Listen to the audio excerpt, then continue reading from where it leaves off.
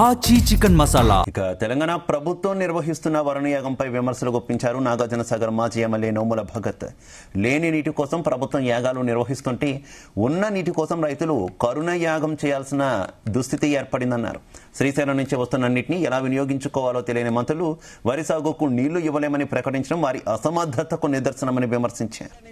శ్రీశైలంకి 2 లక్షల క్యూసెక్లు పైగా నీళ్లు వస్తుంటే పవర్ జనరేషన్ కోసం దాదాపు 50,000 క్యూసెక్లు పైగా శ్రీశైలం నుంచి కిందికి వదులుతుంటే వీళ్ళు ఈరోజు ఒడిశాకు మాత్రం మీ నీళ్లు వదిలేదని చెప్పి వాటర్లో నీళ్లు కలిపే మంత్రి కుమటిరెడ్డి ఒకవైపు, మా ఉత్తమ్ కుమార్ రెడ్డి ఒకవైపు ఇద్దరు కూడా నీళ్ళిచ్చే ప్రసక్తే లేదంటాడు.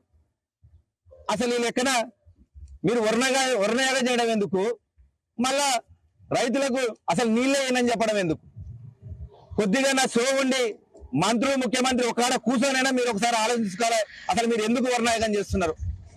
ఉన్నటువంటి కృష్ణా జలాలనేమో దొంగతనంగా అటు ఆంధ్రాకి తరలించకపోతుంటే మౌనంగా కూర్చొని ఇంతవరకు కూడా ఒక్క మంత్రి మాట్లాడాడు, ఒక ముఖ్యమంత్రి దాని మీద పోయి పిటిషన్ ఢిల్లీ పోయి ఒకసారి మాట్లాడింది తప్పింది లేదు.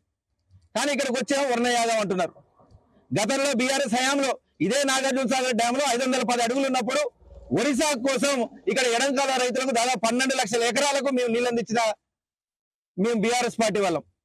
కానీ ఈరోజు 518 అడుగులున్నా పైనుంచి నీళ్లు వదులుతున్నా గానీ ఆ నీటిని కింద ఒరిస్సా కోసం పంపించండి అంటే అసలు ఒరే వేసుకోవద్దని చెప్పేసి ఇక్కడ ఉన్నటువంటి దొంగ మంత్రులు ఇద్దరు కూడా ఏదైతే మిర్లల దగ్గర డబ్బులు తీసుకొని ఈరోజు వాళ్ళు పొట్ట నింపుకుంటూ ఇక్కడ రైతుల పొట్ట మీద దెబ్బతీయడం కోసం ఇద్దరు మంత్రులు ముఖ్యమంత్రితో సహా ప్రతి ఒక్కరు కూడా పూనుకున్న సంగతి గుర్తు చేస్తూ తక్షణమే